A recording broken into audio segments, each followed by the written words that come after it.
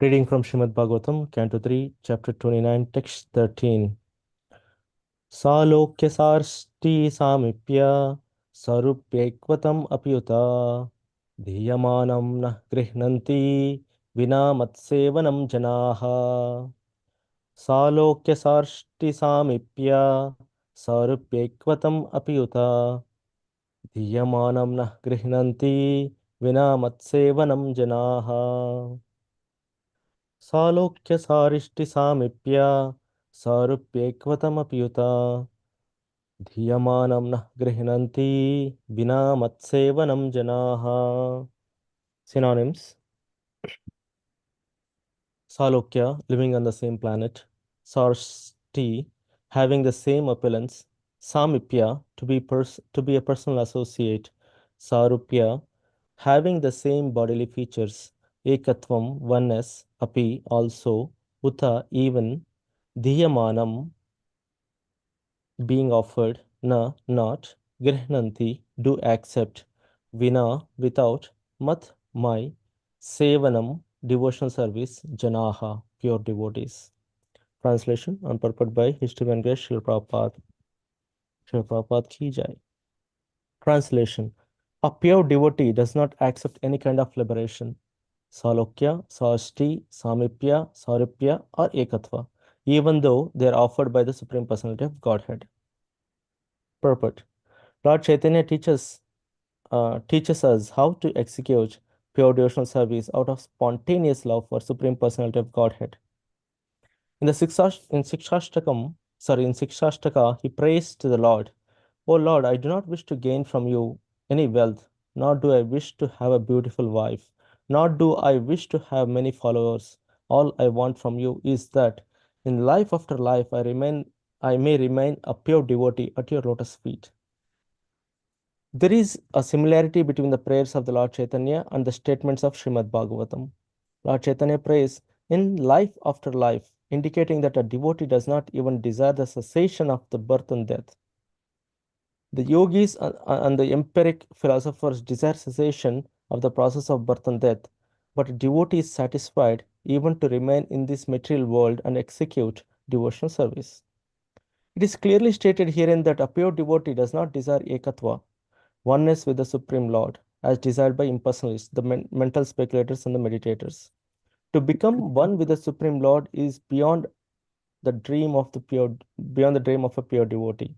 Sometimes he may accept promotion to the Vaikuntha planets to serve the Lord there, but he will never accept merging into the Brahman effulgence, which is considered worse than hellish. Such ekatva, or merging into the effulgence of the Supreme Lord, is called kaivalya, but the happiness derived from kaivalya is considered by the pure devotee to be hellish. The devotee is so fond of rendering service to the Supreme Lord that the five kinds of liberation are not important to him.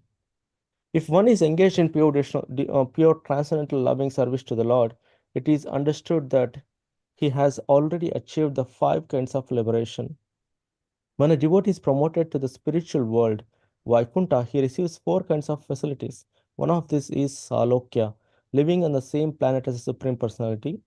The Supreme Person, in his different planetary expansions, lives on innumerable Vaikuntha planets, and the chief planet is Krishna Loka. Just as within the material universe, the chief planet is the sun, in the spiritual world, the chief planet is Krishna Loka. From Krishna Loka, the bodily effulgence of the Lord Krishna is distributed not only to the spiritual world, but to the material world as well. It is covered by matter, however, in the material world. In the spiritual world, there are innumerable Vaikuntha planets, and on each one, the Lord is predominating deity. A devotee can be promoted to one such Vaikuntha planet to live with Supreme Personality of Godhead. In Sarsti liberation, the opulence of the devotee is equal to the opulence of the Supreme Lord. Samipya means to be a personal associate of the Supreme Lord. In Sarupya liberation, the bodily features of the devotee are exactly like those of the Supreme Person, but for two or three symptoms found exclusively on the transcendental body of the Lord. Srivasa, for example, the hair on the chest of the Lord, particularly distinguishes him from his devotees. A pure devotee does not accept these five kinds of spiritual existence, even if they are offered, and he certainly does not hanker after material benefits, which are all insignificant in comparison with spiritual benefits. When Prahlad Maharaj was offered some material benefit, he stated, "My lord, I have seen that my father achieved all kinds of material benefits, and even the demigods were afraid of his opulence, but still, in a second, you have finished his life and all his material prosperity." For a devotee, there is no question of desiring any material or spiritual prosperity. He simply aspires to serve the Lord.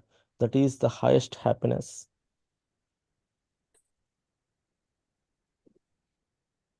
ॐ ज्ञानतिमिरन्दस्य ज्ञानाञ्जनशलाकया चक्षुरुन्मिलितं येन तस्मै श्रीगुरवे नमः। श्रीचैतन्यमनोभीष्टं स्थापितं येन भूतले स्वयं रूपः कदा मह्यं ददाति स्वपदान्तिकं। वन्देऽहं श्रीगुरौ श्रीयुतपदकमलं श्रीगुरुं वैष्णवांश्च श्रीरूपं साग्रजातं सहगण रघुनाथान्वितं तं सजीवं साद्वैतं सावधूतं परिजनसहितं कृष्णचैतन्यदेवं श्रीराधाकृष्ण पादान् सहगणललितः श्रीविशाखान्वितांश्च। हे कृष्ण करुणा सिन्धो दीनबन्धो जगत्पते गोपेश गोपिकान्त राधाकान्त नमोऽस्तुते। तप्त काञ्चन गौरङ्गी राधे वृन्दावनेश्वरी वृषभानुसुते देवी प्रणमामि हरिप्रिये। वाञ्छकल्पतरुभ्यश्च कृपा सिन्धुभ्य एव च पतितानां पावनेभ्यो वैष्णवेभ्यो नमो नमः। जय श्री कृष्ण चैतन्य प्रभु नित्यानंद श्री अद्वैत गदाधर शिवासादि गौर भक्तवृंद। हरे कृष्ण कृष्ण कृष्ण हरे हरे, हरे Ram Ram Ram Hare Hare. Hare Krishna. So सालोक्य साष्टि सामीप्य सारूप्यकृतम् अप्युत दीयमानं न गृह्णन्ति विना मत्सेवनं जनाः. This verse, a pure devotee does not accept any kind of liberation. Salokya, Samipya, Sarupya, Arekatva. So any kind of liberations, a pure devotee will not accept. So let's see how we came to this point. So Mother Devahuti had question in the beginning of this chapter about um, she asked about explain the detail about the path of bhakti, which is the root cause of Sankhya philosophy. Right? She asked three questions, but the first question is explain in detail about the path of bhakti. So, um, yeah, after that um, she glorifies Kapaladev, and then Lord gives different types of bhakti according to the performer. Okay, so what are the different types? If the devotee is in the mode of ignorance, right? Meaning, if a performer perform the bhakti for the benefit of, or his intention of bhakti is with he performs the bhakti with the intentions of envy, violence, pride, or anger, that bhakti is considered to be um, in mode of ignorance, right? Bhakti is not in a mode of ignorance, but the performer who is performing is in the mode of ignorance. Okay, so if the performer uh, performs the bhakti desiring for material enjoyment, right, fame and opulence, then that performer is in the mode of um, passion, right? Similarly, if a bhakti is performed um, to desiring to free himself from this karma bandhan, like this in this material bondage, and offers the results to the Lord and worships the Lord as duty, right? As Vishnu Tattva or Vishnu form, duty, that bhakti is in mode of goodness. So please understand, bhakti is same. Bhakti will not change, but according to the performer's mood or according to the performer's um, intentions, that performer will be in that mode of ignorance, mode of passion, and mode of goodness. So, because Mother Devati asked for the about the path of bhakti, um, Kapiladev gave this descriptions in the previous verses of the same chapter. Now, in this section from verses 11 to 14, he's talking about the characteristics of a pure devotional service or pure bhakti. Okay, So, pure bhakti or ananya bhakti. He talked about already in 11th and 12th verse in the yesterday's class.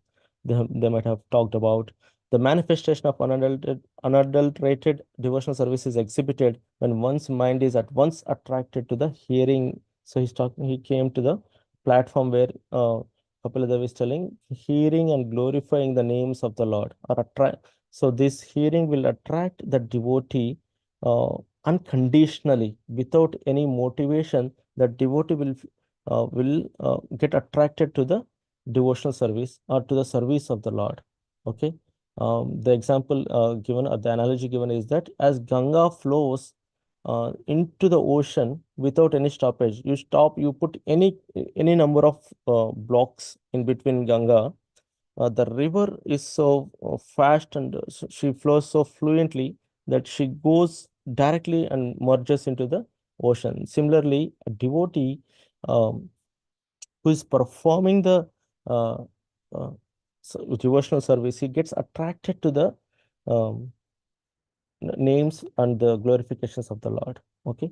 So after that, in this verse specifically, he tells this is a super important verse because it talks about the it gives clarity like what should be the goal of a pure devotional service. What should we aspire for? What should as followers of bhakti, as the followers of ISKCON, what should be our goal or what should be our intention to perform this bhakti, whatever the bhakti we are performing, what is the intention or the goal of this bhakti? So is it getting the liberation into the five types of liberation explained here, right? Salokya, Sarshti, Samipya, Sarupyekvatam api utha, Diyamanam. So all these Salokya living on the same planet as the Lord, right? Um, when we get a Salokya liberation, we go and stay with the Lord in the same planet, in the same place, right? There are innumerable planets. Srila Prabhupada explains in the purport, there are innumerable planets. Let's say there is a planet for Nrsimhadev, there is a planet for Varahadev, there is a planet for different incarnations, different, innumerable, meaning like, Rishikesha planet, Vasudeva planet, uh, Mukunda planet, there are multiple planets. Okay. So and the Salokya, the liberation, uh, do we like devotees will get to live with the Lord? Does a devotee, a pure devotee, aspire for it? We'll see. Sarsti is having same opulence, right? Krishna is full of opulences, isn't full, right? um Fame, wealth, renunciation, everything. He's in full, right? Beauty. So any one of the opulence or all of the opulences, you will also get with that liberation, Sarshti liberation. In Samipya liberation, uh, devotees will get to stay closer. Samipya means being closer to the Lord. So mostly Srila Prabhupada translates that word to being an associate of the Lord. So associates of the Lords generally stay with him all the time. So uh, do we aspire for that? And Sarupya means having the same bodily features of the Lord. Lord is beautiful. He has if the Lord is in Vaikuntha, he'll have four hands, four-handed form of Lord Vishnu. Right? We see all the Vishnu Dutas, Nanda, Sunanda. The descriptions are exactly same as the Lord. Exactly same as the Lord. So um, does the pure devotee aspire to become a Vishnu Duta? So those are the questions, right? We get. And one last one is Ekatvam. Ekatvam is um, becoming oneness with the Lord.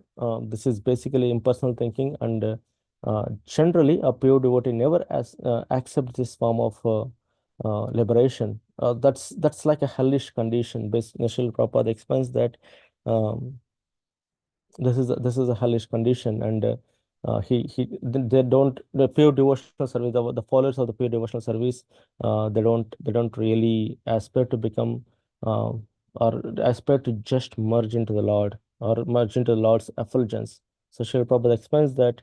Um, as the sun is for this material world, we have a son of the spiritual world, that is Krishna, and Krishna lives in his Krishna Loka. That Krishna Loka, the bodily effulgence of that Lord from the Krishna Loka will be formed into a Brahman, or the effulgence portion, which will cover the boundaries of the spiritual planet, which will be the boundary of the spiritual planet. So when a devotee aspires to become liberated. So it's all impersonalist. They do all kinds of austerities to reach to this place, to merge into the Lord. That is a hellish condition, because you have no other work to do there. You just be there as static, without any kind of feelings, any kind of emotions. You're just staying there, right? So what happens? Why we don't want it? Because the purpose, the eternal duty of a living entity is to perform service. It's better to perform service in the material world rather than being in that hellish condition. It's you get off. Say that the idea is like, we say this material world is dukkhalayam ashashvatam, right? Meaning it's full of miseries and it is temporary, it's not permanent. That's why the attraction, so the impersonalist gets attracted, or the motive of the impersonalist is to get out of this um, temporary and full of misery world, to a world where they have to do nothing. So that is um, yeah, that is the goal of the impersonalists, and they go back to the they want to merge into that place, and they just stay there, right? So why is it hellish? Because the eternal purpose of the living entity is um, to serve, but the service part is not there. It's not there in the um, um, ekatvam, or in that stage, right? In that liberation. So that's why it is hellish. You if you don't do what you're supposed to do, it's basically the nature of the fish is to live in the water, right?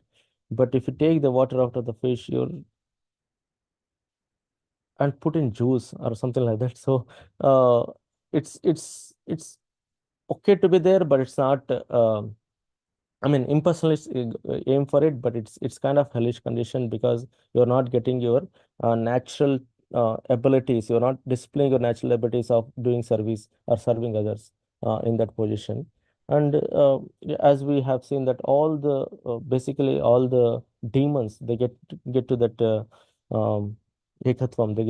They merge into the uh, Brahman. All the demons who were killed by Krishna or the Lord, they get this liberation ekatvam, which devotees do not aspire. Okay, so there are five kinds of liberation, right? um, Salokya, Sarshti, Samipya, Sarupya, and Ekatvam, where devotees don't even aspire for it. But let's say if Salokya, being with the Lord, and um, having the same appearance of the Lord, and being closer to the Lord, and having this similar bodily features of the Lord. These are the other types of liberation. Now the question is, why? Why devotees don't accept these kind of liberations? Why would they reject it? It is similar to saying that um, let's say there is a student, right? He was preparing to join one of the Ivy Leagues. Okay, the best of the creamest of the cream colleges in the United States, let's say. So if that student to achieve there, he was working very hard. That student has to go through a lot of austerity, lot of sacrifices he has to make, right? He has to focus his strength and sorry, he has to focus his resources and everything to get there. He has to take honors classes, and he has to do many other things. Like, he has to take the advanced placement classes, APs, multiple things, and he has to be all around, not like, all rounder, not just in studies, but also he has to have some volunteer hours and some other activities. So he does each and every thing of that, like many things. He he gets for to perform all this, he has to completely dedicate his resources, his time towards achieving all these goals, and he has to take an exam SAT, and he has to get very good score in that. And after getting all this, he studied for years to get to this level, right? And he joins Ivy League. Okay, after joining Ivy League, he excels in his studies, and eventually at the end of the his college, he'll say, I don't want a certificate, I want to quit, right? This is the same condition. Like, devotees, they perform the devotional service for years, years. That's like, if you think, if you think we, as a devotees in the ISKCON, let's say, for example, take an example of a devotee from ISKCON. So they wake up early in the morning, they chant 16 rounds, they give the 2 hours of every day, they spend 1.5 hour to 2 hours of time for chanting, they perform deity worship, they perform so many other services, and eventually the condition is they're saying they don't want liberation, right? So what is the goal of Hindu dharma? There is no Hindu, but um, the goal according to the Vedas is that um, dharma, artha, kama, moksha, right? Four purusharthas. The goal of a human life is defined there as dharma, artha, kama, moksha. What is dharma? Dharma means following the righteous and moral values, being righteousness and having the moral values. And artha means prosperity, right? Economic values. And kama means pleasure, love, psychological values. And moksha means liberation. So um, it says that the four human lives, the life goals of the human life mentioned here as the a process of uh, following the righteousness and the prosperity, and then the pleasure, and then the liberation. The final goal is the liberation. So now the what we're trying to understand here is that liberation point is being rejected by devotee. Right? Why liberation is rejected? There are five types of liberation. The devotees doesn't want to be uh, they don't want to be liberated, or they don't aspire, or they don't ask for liberation. Why?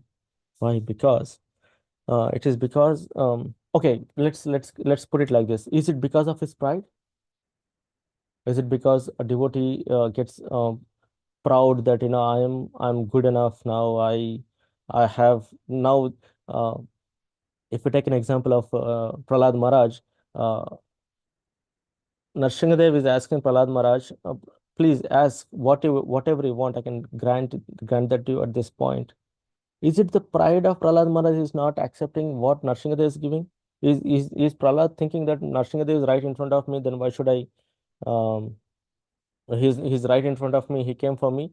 Then it's my pride that I don't want to accept him. No, it's not like that. He has that devotees are thinking that how can I, that's not the pride, it's a humility. The devotees are thinking that how can I be in the same loka? I'm not qualified to be in the same loka, Salokya Mukti. I'm not qualified to be in the same loka as the Lord, right? Saurupya, I'm not qualified to have the same bodily features of the Lord. That is thinking, uh, that is what a devotee feels, right? I don't have a qualification to have the opulences of the Lord. So that makes a difference from the devotees. So that's why devotees, they don't aspire for the liberation. Now the question comes in, then what do they aspire for? That is explained in the last two lines of this verse. Um, Diyamanam na grihnanti, they don't accept even after offering, they don't accept it. Vinamat sevanam janaha. So unless there is service, devotional service, mat sevanam, the Kapila Dev is saying that if they aspire for my service. If there is no service, they don't want that liberation.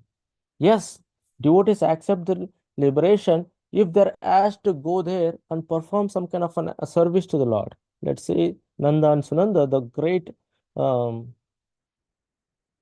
Vishnu Dhutas, like the great servants of the Lord, they accept that they accepted to be in that loka or to be in the Sarupya form, right? When Nanda and Sananda came, they were exactly same as Vishnu with 400 form. They have every, like they wear pitambar, the yellowish and garments and everything. So when they came, they were exactly like they had Sarupya liberation. So they were exactly looking like Lord Vishnu, and that's why. They accepted that position because they are in service of the Lord. They wanted to bring, like whenever Vishnu or the Lord wants to bring some devotees, they're serving the Lord in just to bring the devotees, the best of the best devotees back to the Goloka or Vaikuntha.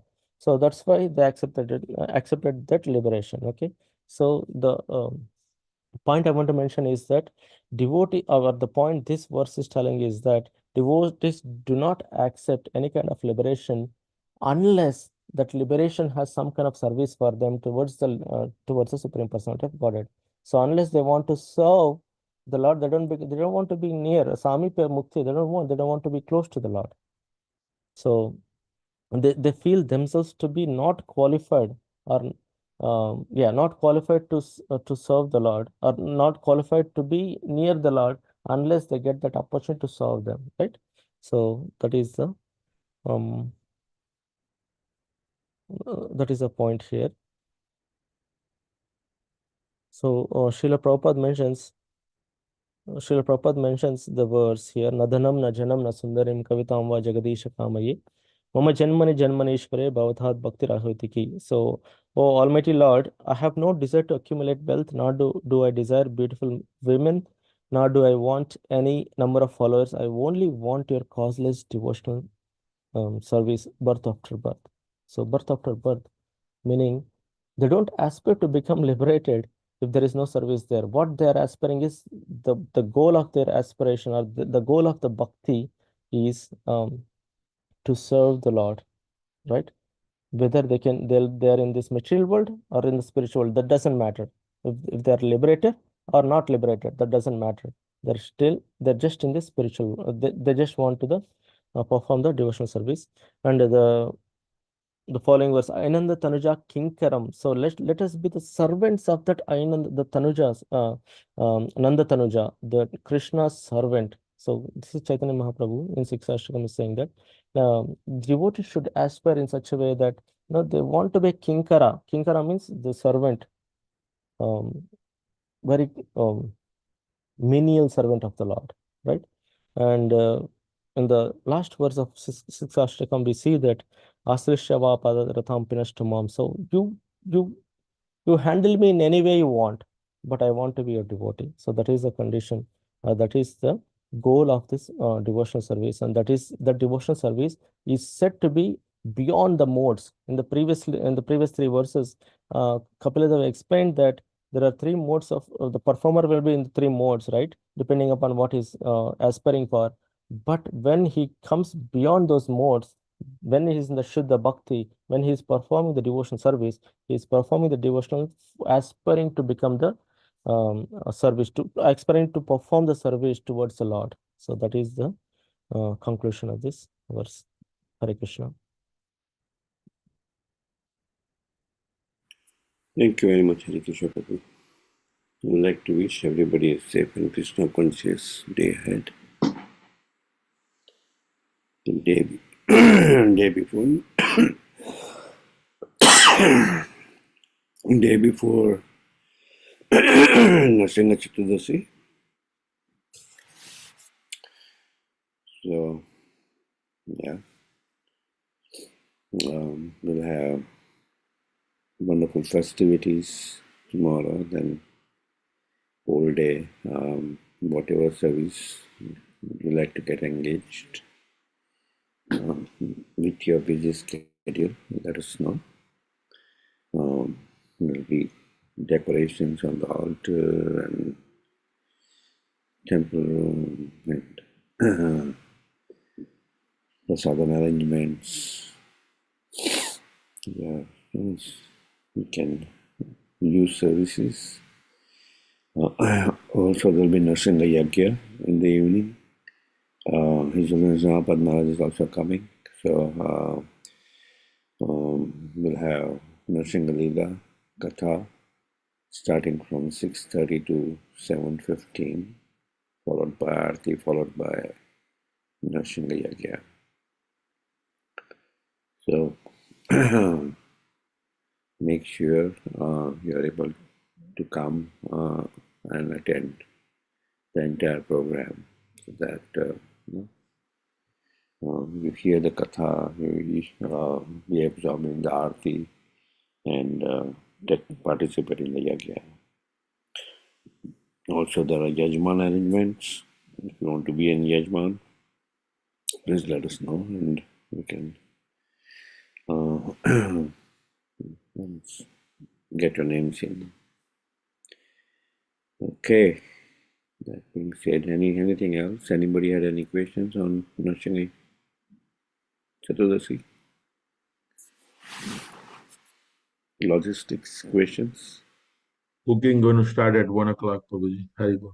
Yeah, cooking is going to start at 1 o'clock. So if anybody wants to help in cooking, they can come at 1. Yeah, thank you. Alrighty. We'd like to offer our prayers to the Supreme Lord by chanting Hare Krishna, Hare Krishna, Hare Krishna, Krishna Hare Krishna, Krishna, Hare Hare, Krishna Krishna, Hare Hare Rama, Hare Hare Rama, Rama, Hare Rama Rama. Rama, Hare Hare, Hare Krishna, Hare Hare Krishna, Krishna, Hare Krishna Krishna, Krishna, Krishna Hare Krishna. Hare, Hare Rama, Hare Hare Rama, Rama, Hare Rama Rama, Rama Rama, Rama. Hare Hare. Hare Hare Krishna, Krishna, Hare Krishna, Krishna Krishna, Hare Hare, Hare Rama, Hare Rama, Rama Rama, Hare Hare. Jai Nrsingo, Jai Nrsingo, Jai Jai Nrsingo, Prahladesh, Jaya Padma Mukha Padma Pingam. Hare Ugraviramaha Rama, Jwalantam Krishna Sarvatomukam Narsingam Krishna Bhishana Krishna. Nityam Navamiham Narsinga Bhagwan ki Jai Jai, Rag Maharaj ki Jai. Jai. I'd like to offer our humble obeisances to all the Samal Vaishnavas, Vanchakalpatarubhais, Vanchakalpatarubhasya Kripa Sindhu Sindhubhaya Bhaya Patitanam Patitanam Pavanebhyo Vaishnava. Vaishnavebhyo Namo Namaha Vaishnavinda ki Jai. Jai, ग्रंथ श्रीमद् भागवतम की जय Shri Jai, आद की जय Jai. गौर प्रेमानंदे Hari Hari Hari Hari. बोल। Hare Krishna Prabhuji. Thank you Thank everyone. you, everybody. Hari Hare Bol. Krishna, Hare Hare Bol. Krishna.